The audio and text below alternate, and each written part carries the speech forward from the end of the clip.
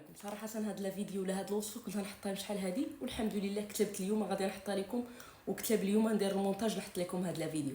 الله يرحم لكم الوالدين.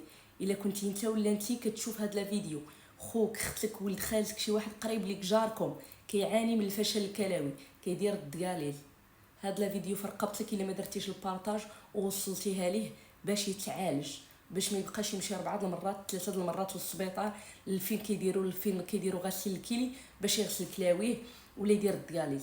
الله يرحم لكم الوالدين وبارطاجيو. اقسم بالله العلي العظيم الناس اللي كيعانيوا من الفشل الكلوي حتى هذا الفيديو غادي تغير حياتكم وغادي تدعيو معايا، وانا بغيتكم غير تدعيو معايا ربي يخلي لي وليداتي وبالرحمن الوالد. ما نطولش عليكم.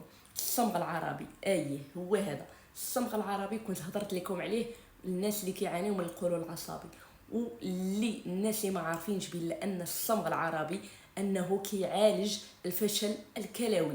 اي مشكل في الكلاوي كيعالجوه هذا الصمغ العربي.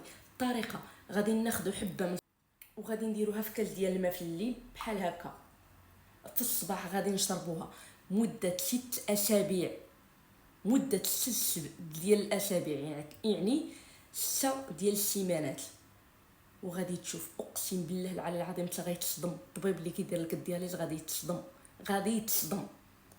ما غتبقاش تمشي دير الدياليز، ما غيبقاش عندك الفشل الكلوي. نتوما غتقولوا لي كيفاش غنديروا غادي يدوب. راكم عارفين بان الصمغ العربي غني بالالياف الغذائيه القابله للذوبان، والصمغ العربي كيزيد تصفيات الكرياتينين. 6 ديال الاسابيع وردوا عليا.